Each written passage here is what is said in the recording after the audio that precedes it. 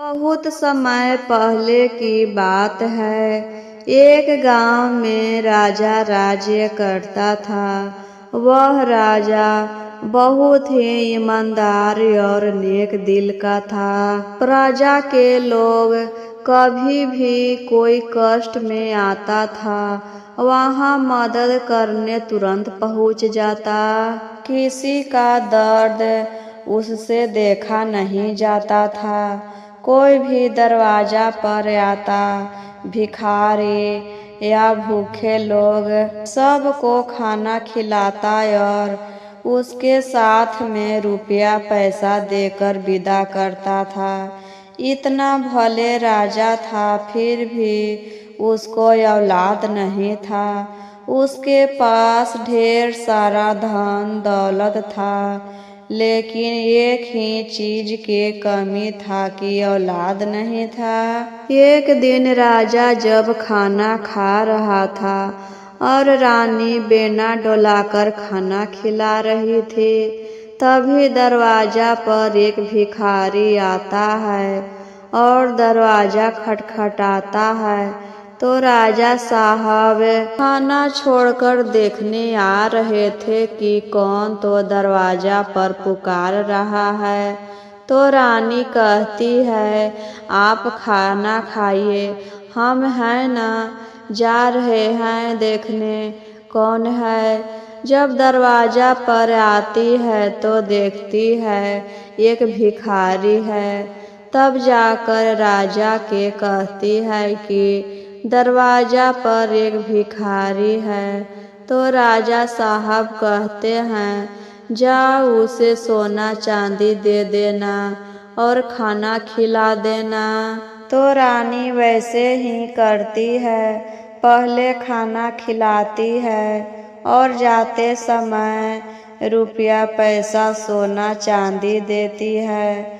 तो भिखारी कहता है, आज तक हम किसी के दरवाजा पर गए हैं तो सूद से कोई खाना भी नहीं खिलाता है।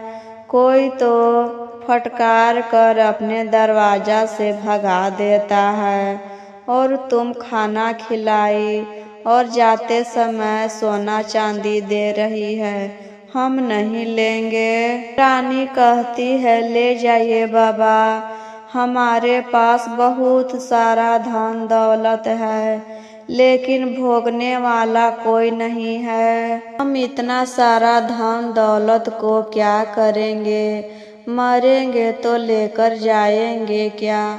इसी चलते हम गरीब में सब धन बांट रहे हैं। हमारे बाद यह धन को कौन भोगने आएगा। जो गरीब है उसे मदद हो जाएगा। इसी चलते हम सबके मदद करते हैं। भिखारी वहाँ से सब लेकर घर जाता है। जब घर जाता है तो उसकी पत्नी झोली में देखती है तो देखकर दंग रह जाती है। देखो तो यह कहाँ से इतना लेकर आया है, किसके घर में चोरी किया, किसके घर में डाका डाला या किसी से छीन कर लाया है, पता नहीं कहाँ से लेकर आया है।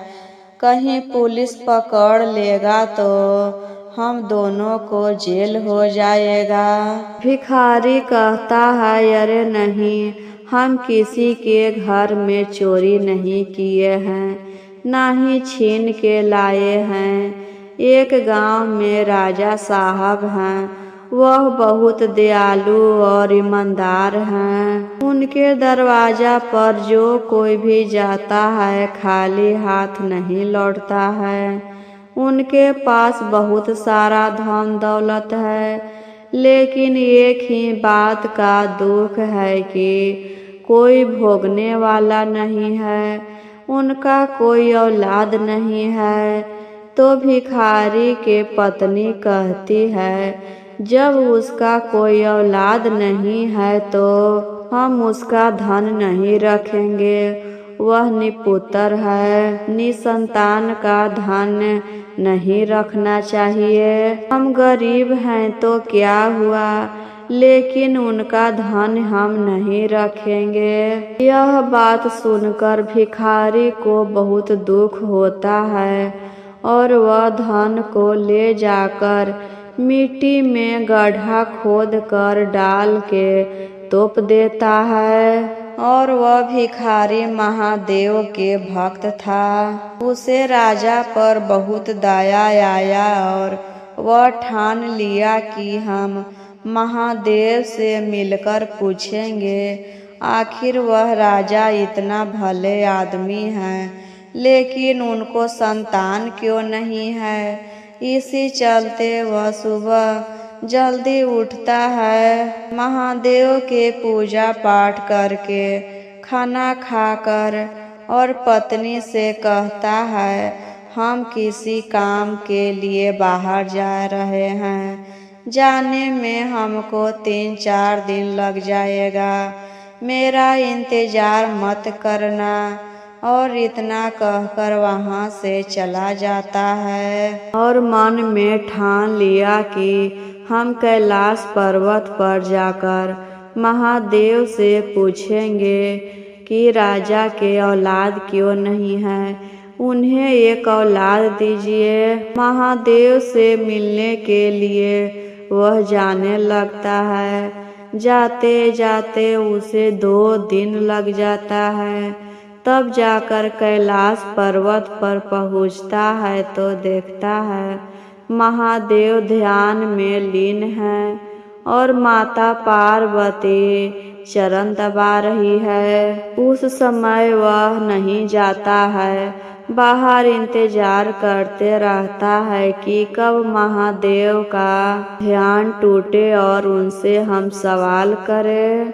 जब महादेव ध्यान लगाकर उठते हैं तो भिखारी जाता है और महादेव के शरण में गिर जाता है। तब महादेव देखते हैं कि उसका पैर में से खून निकल रहा है, क्योंकि उसे आते आते 2 दिन लग गया था। पैदल आ रहा था, इसी चलते पैर जख्मी हो गया था, खून निकल रहा था। तब महादेव उसके शरीर पर हाथ फेरते हैं तो उसका सारा जख्म ठीक हो जाता है, खून बहना भी बंद हो जाता है और कहते हैं बताओ तुमको क्या चाहिए, इतना तकलीफ सहकर तुम यहाँ पर क्यों आए हो।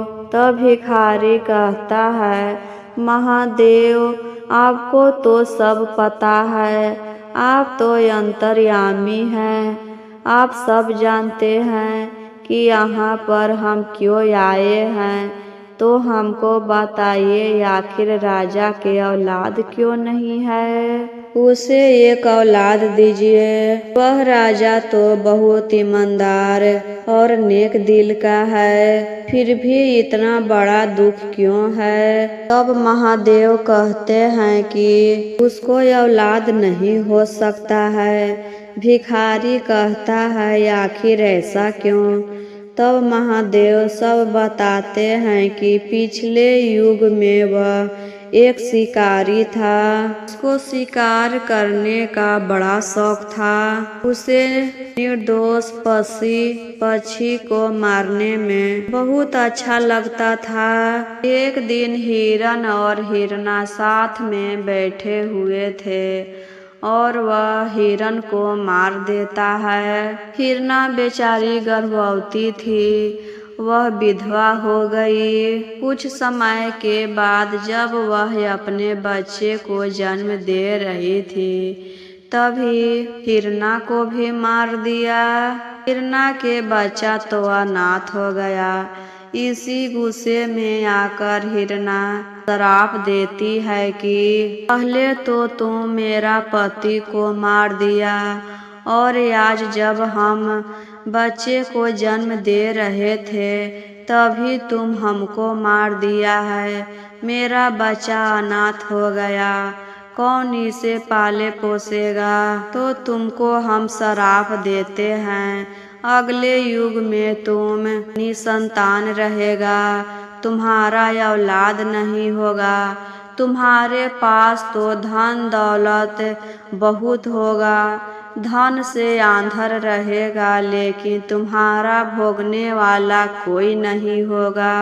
और बाई चांस कभी हो भी जाएगा तो एक बेटी होगी। जब तुम उसे शादी करेगा तो वह 7 दिन में ही विधवा हो जाएगी। ऐसा श्राप देकर वह मर जाती है। तो भिखारी कहता है कि वह तो बोली थी कि एक बेटी होगा, तो एक बेटी ही दे दीजिए। तो महादेव कहते हैं कि तुमको ब्रह्मा जी के पास जाना होगा। भिखारी ब्रह्मा जी के पास जाता है और सब बातें बताता है।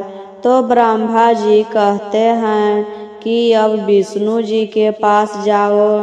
तब वह विष्णु जी के पास जाता है, वहाँ भी सब बताता है। तो तीनों मिलकर राजा के बारे में सोचते हैं और निर्णय निकालते हैं कि एक लड़की होना चाहिए और वह लड़की के जब शादी होगा तो 7वें दिन ही विधवा हो जाएगी। तब महादेव भिखारी के भभूत देते हैं और कहते हैं, जाओ यह भभूत देकर कह देना कि तुम्हारी एक बेटी होगी और 7वें दिन ही यह विधवा हो जाएगी।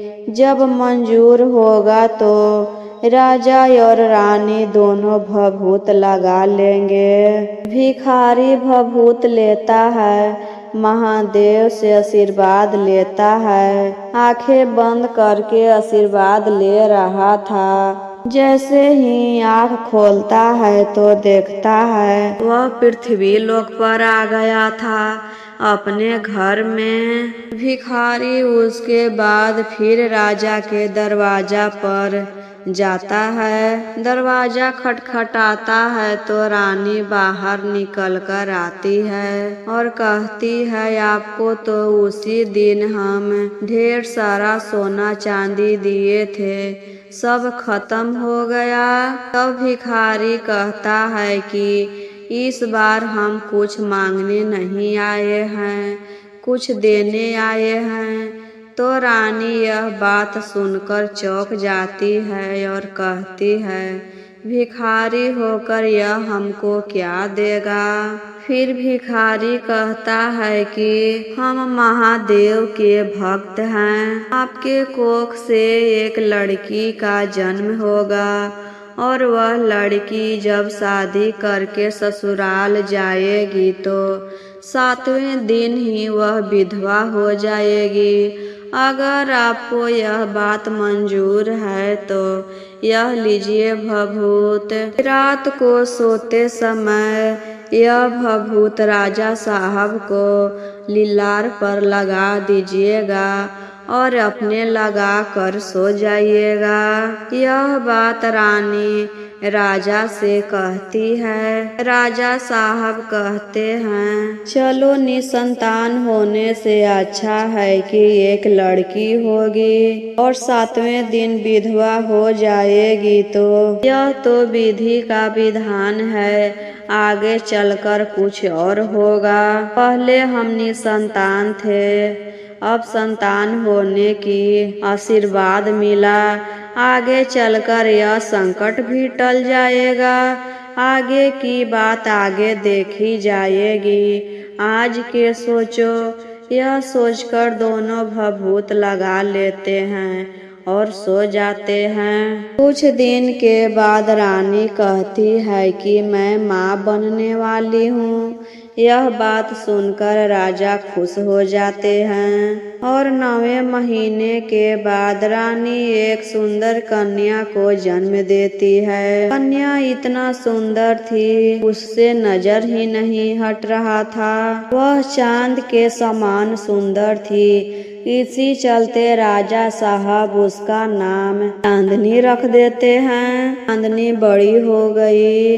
वह इतना जल्दी जल्दी बढ़ रही थी। जब 1 साल के थी तो 2 साल के लगने लगी। जब 5 साल के हुई तो 10 साल के लगने लगी। दिन दोगुना रात चौगुना बढ़ने लगी। जब वह 20 साल के हुई तो सब लोग कहने लगे, राजा साहब आपकी बेटी बड़ी हो गई, शादी करिए शादी करिए। जिसके घर में भी बेटा बेटी बड़ा हो जाता है, गांव के लोग भी कहने लगते हैं, आपके बेटा बेटी बड़ा हो गया है, शादी करिए कब करिएगा। उसी तरह राजा साहब को भी गांव के लोग कहने लगे, राजा साहब आपकी बेटी बड़ी हो गई है, शादी कर दीजिए अब। राजा साहब कहते थे, हाँ करेंगे, लेकिन रानी से आकर कहते थे कि हम अपनी बेटी को शादी नहीं करेंगे, शादी नहीं करेंगे तो कैसे यह विधवा होगी।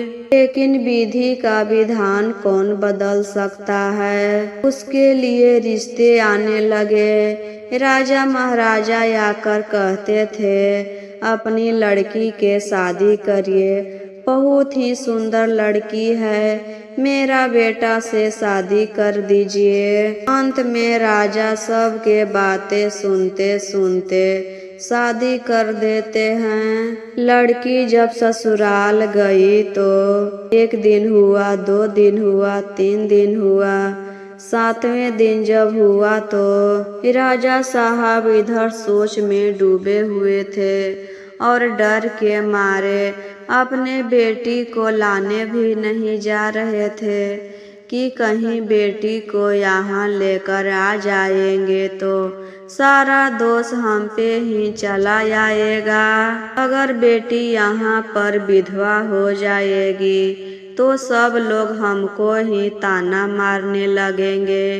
इसी चलते राजा नहीं जा रहे थे। जब 7वें दिन आया तो राजकुमारी और राजकुमार साथ में सोए हुए थे तो खिड़की के रास्ते से एक नाग आता है और राजकुमार को डस कर जाने लगता है तो राजकुमारी के नींद खुल जाता है और सांप को पकड़ लेती है और कहती है, जैसे तुमने मेरे पति को डसा है उसी तरह हमको ही डस लो। हम भी अपने पति के साथ मरना चाहते हैं। मेरे पति मर जाएंगे तो हम कैसे रहेंगे। गांव के लोग ताना मारते मारते ही हमको जिंदा ही मार देंगे। हम कैसे अपना मुंह दिखाएंगे। इसी चलते हमको ही डस लो। वह सांप कहता है कि हम इसका काल बन के आए थे, तुमको साथ में नहीं जाना है। हम धर्मराज के दूत हैं, सिर्फ इसको ही साथ में ले जाना है, तुमको नहीं। राजकुमारी कहती है कि हम तुमको श्राप देंगे, तुम अपने साथ लेकर चलो। धर्मराज के दूत मना कर देता है तो राजकुमारी खुद अपना शरीर छोड़ देती है और कहती है कि हम तुम्हारे साथ चलेंगे और धर्मराज से अपना पति का प्राण वापस लेकर आएंगे। और इधर अग्निदेव के श्राप दे देती है कि हम सती सावित्री हैं, जब तक हम वापस नहीं आएंगे तो हम दोनों के शरीर में आग लगना नहीं चाहिए। कितना भी लोग जलाना चाहेंगे लेकिन आग उत्पन्न नहीं होना चाहिए। और धर्मराज के दूत के साथ यमलोक चली जाती है। वहाँ पर जाकर धर्मराज से कहती है, मेरे पति का प्राण वापस करिए, नहीं तो हमको भी मार दीजिए। धर्मराज अपने दूत से कहते हैं, हमको आदेश का पालन क्यों नहीं किया।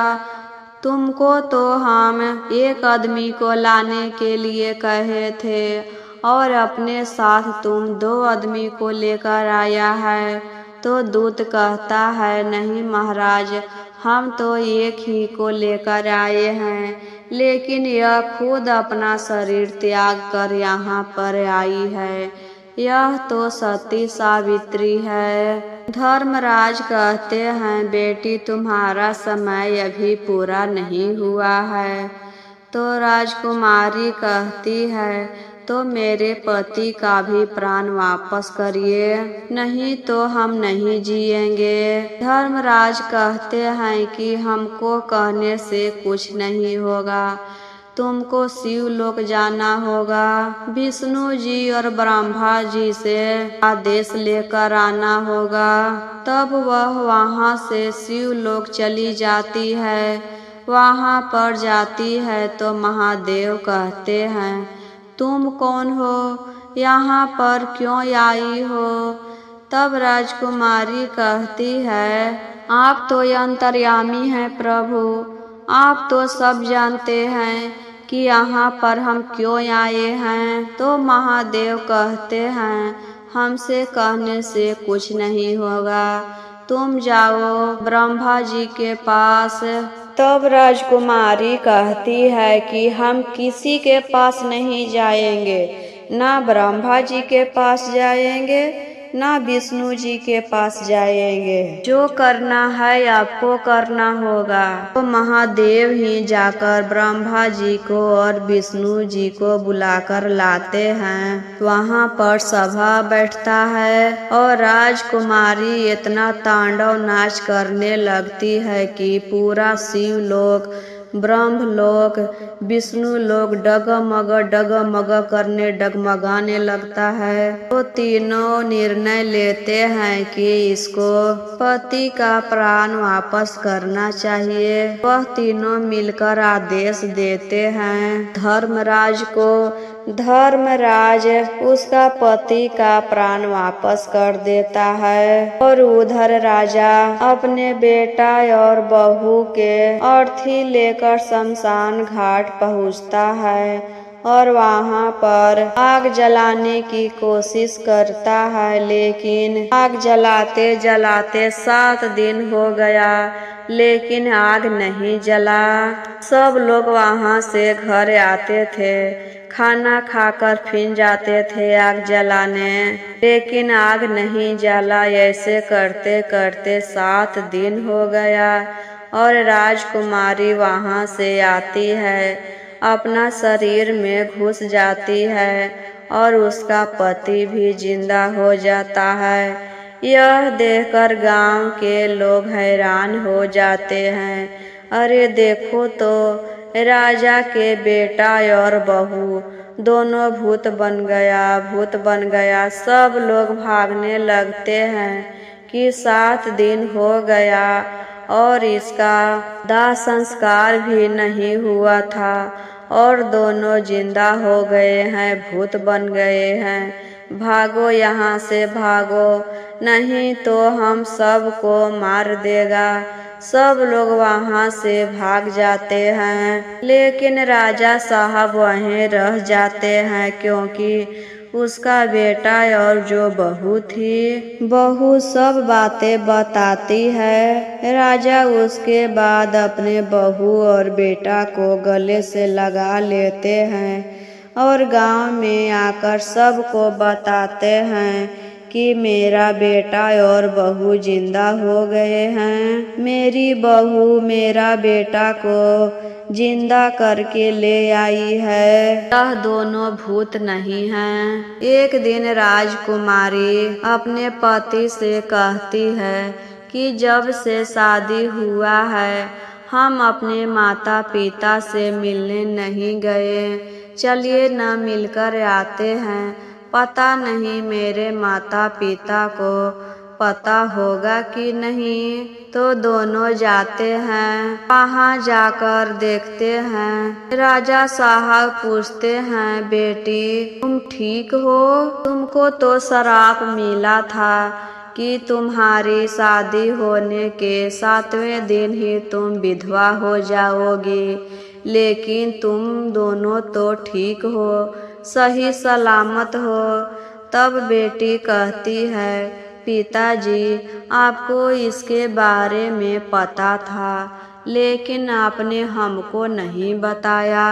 ऐसा हुआ था पिताजी, लेकिन हम भगवान से, धर्मराज से, सबसे लड़के अपने पति का प्राण वापस लेकर आए हैं। तो राजा साहब बहुत खुश होते हैं और उसी समय भिखारी फिर दरवाजा पर आता है और दरवाजा खटखटाता है। सब लोग वहां पर बाहर आते हैं तो राजा सारी बातें भिखारी से बताता है कि तुम धन्य हो, तुम्हारे चलते ही मेरी बेटी हुई थी और तुम्हारा श्राप सच हुआ था जो तुम कहा था, जो भगवान तुमको बताए थे कि 7वें दिन यह विधवा हो जाएगी, तो ऐसा हुआ था। लेकिन मेरी बेटी सती सावित्री थी और अपने पति का प्राण वापस लेकर आई। ऐसी बेटी भगवान सबको दे। और राजा साहब खुशी में भिखारी को उस दिन भी सोना चांदी से भर देते हैं झोली और खुशी खुशी सब मिलकर रहने लगते हैं। तो एक बार प्रेम से बोलिए जय महादेव, हर हर महादेव।